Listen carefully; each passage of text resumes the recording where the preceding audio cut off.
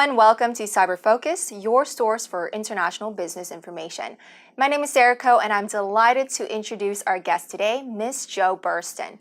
Now, some call her a serial entrepreneur, a successful and charismatic one too. Now, prior to founding Inspiring Rare Birds, an Australian organization pledged to create 1 million women entrepreneurs by 2020 through online and offline investment crowding and funding, Ms. Burston started several other companies, such as Job Capital and ClaimYourTax.com. Now, as many celebrated the International Women's Day in March, the global community continues to work towards gender equality and women empowerment. Ms. Burston has definitely been on the forefront of this movement and will share with us her story in the business world and how her newest company, Inspiring Rare Birds, is working to accomplish its mission to give every woman globally the opportunity to become an entrepreneur by choice. Well, joining us from Sydney, Australia is Ms. Jo Burston. Thank you so much for joining us. So I'll get straight into our first question. So tell us a bit more about yourself. I mean, did you always have the adventurous and fearless side in you to become an entrepreneur? So just to tell you a little bit about myself, I started my entrepreneurial journey when I was 32 years old. So it's about 10 years ago now.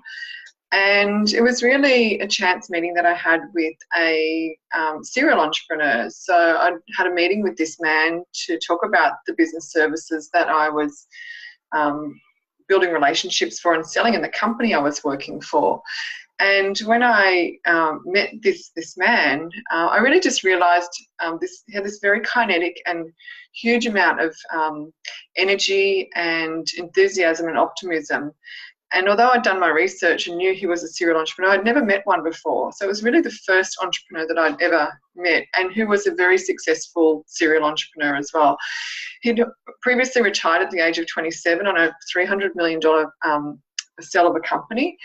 And that was a company called High Self, which was the first reseller of computer hardware in Australia. So that was during the 80s here. So when I met this man, really a funny story happened, and I just felt a really good energy, and I looked at his energy and I thought, that's actually who I want to become. I don't want to be in a job that I have, and I really realised at that point that the freedom, the flexibility and the creativity that was inside of me could be unleashed by perhaps being what he was, and that was an entrepreneur. So he asked me to take a seat at his table, a big, lovely big board table, and I did something very cheeky, and I walked around to his side of the desk and I sat in his chair, and because he'd said to me, sit anywhere you want. So that's exactly what I did, and he kind of said, who are you? What are you doing there? And laughed. And what I realised at that point that was he had humour, and he didn't take things too seriously on the first meet. And because I believed in myself and I backed myself, it automatically gave him a reason to back me as well. Now, what happened there was quite extraordinary. 6 weeks later, I walked away from a couple of meetings with him and an investment of around 200,000 Australian dollars, and I started my first company, which is called Job Capital. But more importantly, I also walked away with a mentor, and that mentor is still my mentor today, and that's 10 years, over 10 years later. So really the lesson for me about who I wanted to become, or tell me about yourself, is that I wanted to see someone that I could become. And when I met that person, I saw who I wanted to become as I grew, not what I wanted to be as I got older. And of course, that journey through his mentorship took my company from a starting still, blank piece of paper to a $40 million company within the next 6 years. Incredible personal story you shared with us. Thank you. So what do you think really sparked you to establish your Inspiring Rare Birds company? And is there a special moment you think or story behind it? Inspiring Rare Birds is a deep, deep passion of mine, and it's my purpose to build this company. The vision is to have 1 million women entrepreneurs in our community by 2020. And the mission is to give every woman globally the opportunity to be an entrepreneur by choice. And choice is a very important word for me in that statement. In 2013, I visited my primary school and high school in working class Sydney, My father was a fireman and my mother a bank teller. So no one professional as in business or entrepreneurs in our family whatsoever. But when I went out to my school and I took a film crew, and the reason I went out there was that I'd won a fairly significant award, which was called the Piercy Foundation Award in Australia for my contribution to innovation and technology mid-career in Australia. Now, to give you background, I have no technology education, but in hindsight, I would definitely have done computer science at school if I had the opportunity again. So I won this award, and I looked out into the sea of people while I was accepting this really gracious award, and there was very few women in the room. And this was 2013, so not so long ago. I flew to another award ceremony where I was being acknowledged in another state. There was a table of 12 entrepreneurs, and I was the only female entrepreneur at the table. I was amongst a very esteemed company and men that I absolutely have respect for and how they've grown their organisations and their ventures. But I didn't feel good about it. So I took a film crew out to this public school and this high school where I grew up, and I wanted to understand what young women were thinking about as their careers and what they thought about the future of entrepreneurship as a career option. What astounded me more than anything and really made me quite upset was when I asked them what an entrepreneur is. Now, these girls are probably 8 to 17 years old. When I asked them what an entrepreneur was, what really floored me, was that they thought the business of being in business was actually a man's job and that an entrepreneur was a man.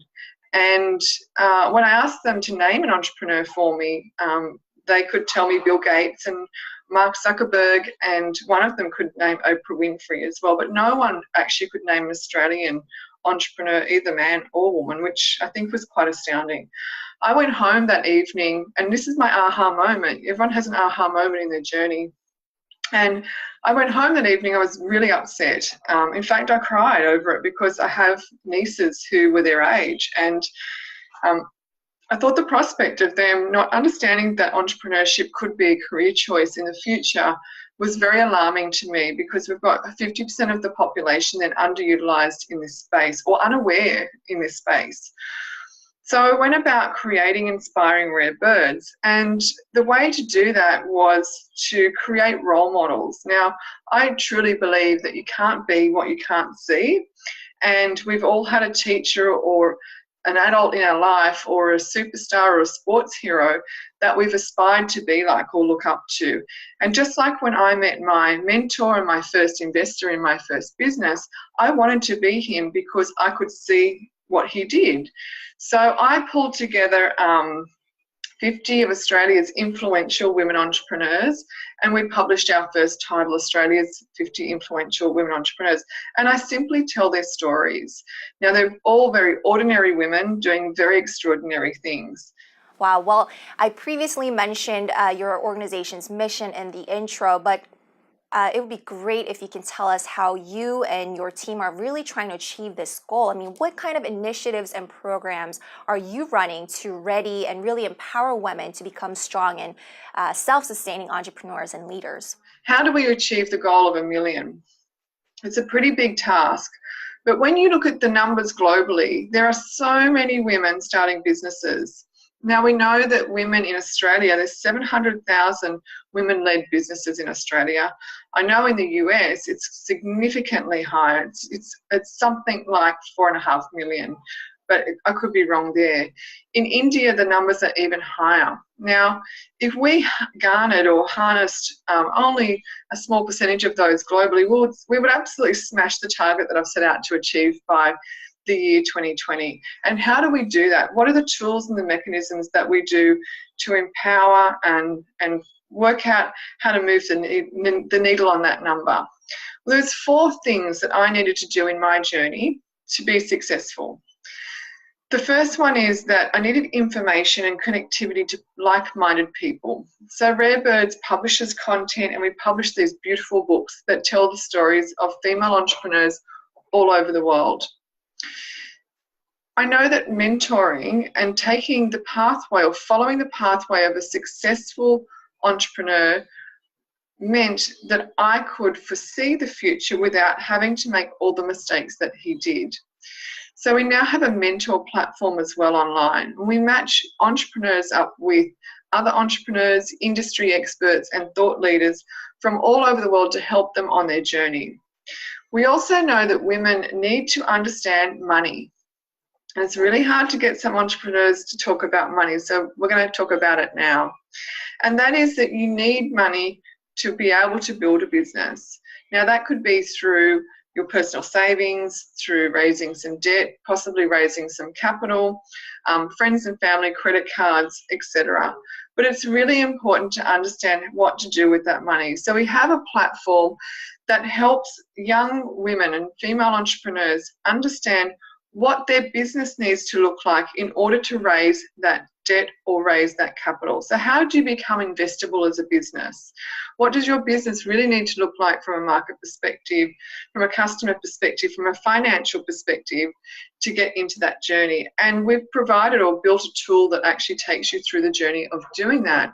And it's an 8-step tool to work out where the black holes are in your business. So it's a really good due diligence step on how is my business ready for money? What do I need for it to grow? And what other resources do I need that are missing already? I need to think about building, perhaps before I go and look for raising capital. The last pillar of our the business is education, and I'm a passionate educator, and not in the academic sense, but through my life's experiences. So in May this year, we're launching a fabulous platform called the Rare Birds Academy, and we're going to teach the mindset of entrepreneurship, and that is around the thought processes of creativity, logic, problem solving, and a cycle of ask, try, do, and reflect. So I believe with education, with mentorship, with the right community around you, which is like-mindedness, and also access to understanding how money works in your business, then I think they're the pillars that you need and what I needed to grow my own company. So all the things that I really wanted to find on my own journey, I've put together in the business online at Inspiring Rare Birds. Now, also we create wonderful events with our Rare Birds conference being held in June this year in Sydney. It's our inaugural conference, and it means that we can get women together and share peer-to-peer knowledge and make connections from all over the world to help you and help me grow my business as well. And we know that through face-to-face conversation, tacit knowledge is really well transferred. We know that it works at a grassroots level. So we're trying to get women who are in the same journey together or at different stages to share their knowledge with each other and be brave to ask the questions about why they're getting stuck or what they're not doing.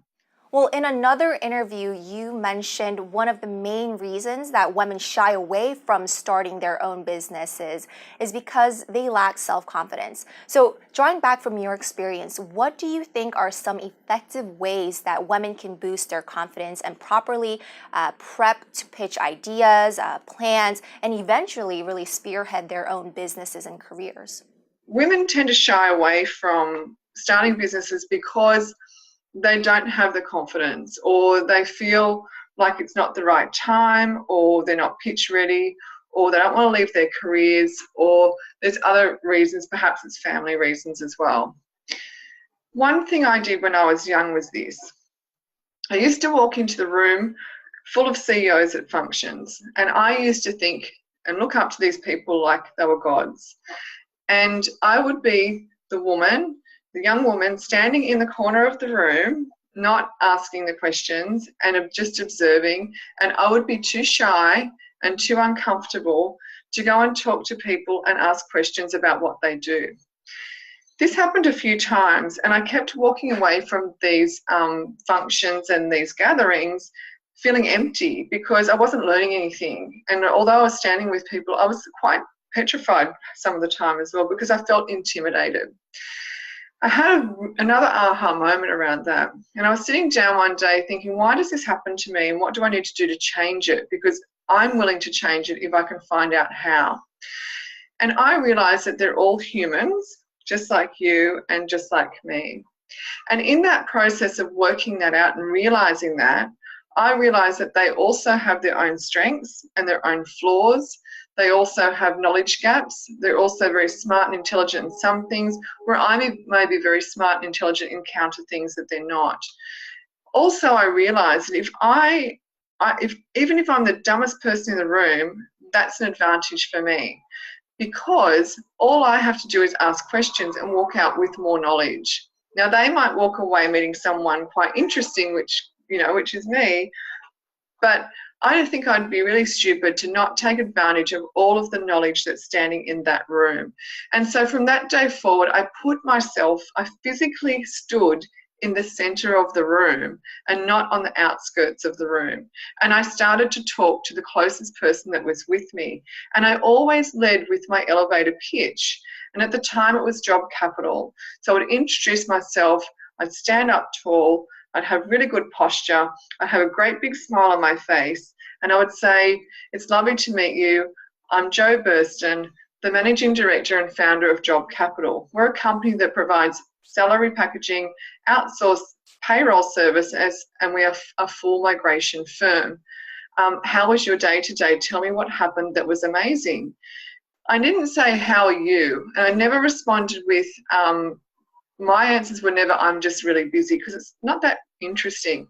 But what I would lead with is by asking them something about what was amazing in their day.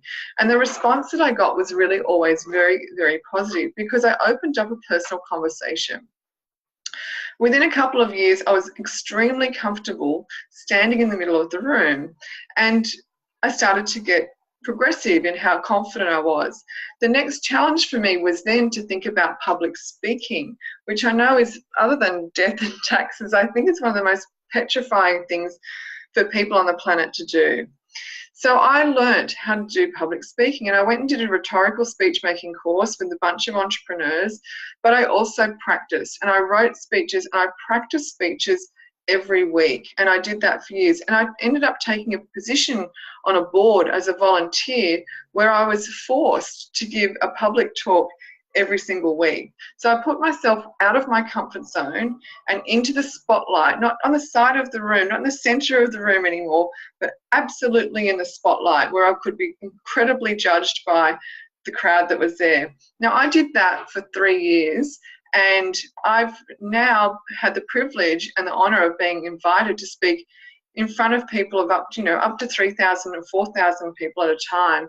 So it doesn't matter to me now whether I'm talking to a CEO or a chairman of a company, or I'm talking to 4,000 entrepreneurs in a room and I'm sharing my wisdom. I now feel extremely confident and comfortable in that space, and my self-esteem has grown because I realized that I was worthy of doing that for myself, and I was worthy of doing that for my business, and I was also worthy of doing that for my customers. And truly, people want to hear stories. They want to hear your story, and they want to hear it in a very vulnerable and genuine, and a little bit of charisma along the way. Well, from international organizations to educational institutions and definitely the private sector, women empowerment and leadership have definitely become buzzwords as well, which is obviously a step forward. So looking ahead though, what more can we add to this discourse and movement to produce real practical results in achieving these goals? I think it's really interesting, because it's one thing to start a business, it's another thing to really grow it. And when I look at what you need to do, or what I needed to do to actually grow my business, the buzzwords don't really matter at the end of the day. What really matters is practical ways of achieving your goals. And I'm going to share with you exactly how I do that. Every year we have a strategy day in the business. In fact, on a startup business, we have 2 or 3 a year. Now, rhythm is very important to me in business. I'm very structured in how we do things. So people think that entrepreneurs are these wild animals. Well, some of them are, but for me, it's around structure. I need to talk to my team every single day. I talk to them at 9:45 every single day for 15 minutes, and we do 3 things. We talk about our priority today, we talk about what's overhanging from yesterday, and we talk about what we're stuck with. So what we're stuck with can be overcome very, very quickly. I also believe that the structure needs to be spread out over a period of time. So we then have a weekly meeting where we talk about the wildly important goals of the business and how we're measuring up from a data perspective. Monthly, we talk about our financials and all of our big wins for the month. And then yearly, we do the strategy session again. We also do the strategy day every time a new employee comes into the business. What also guides us are our value system.